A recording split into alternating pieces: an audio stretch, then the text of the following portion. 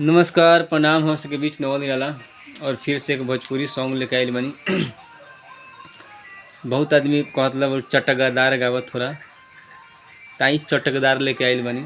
हम गावे के तो ना चाहत रहे, लेकिन लोग के डिमांड बा तो का करी भाई, ताई सुनावत तनी। थोड़ा गौर भी बाज गइल बा हमर, केहू ला एडजस्ट कर ले।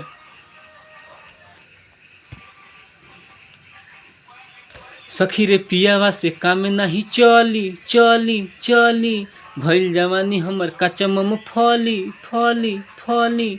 सखी रे पियावा से काम नहीं चली, भइल जवानी हमर काचा फली। कितनो हिलाई कितनो डोलाई, कितनो हिलाई कितनो डोलाई, लागत बिल्डिंग सपोर्ट बा।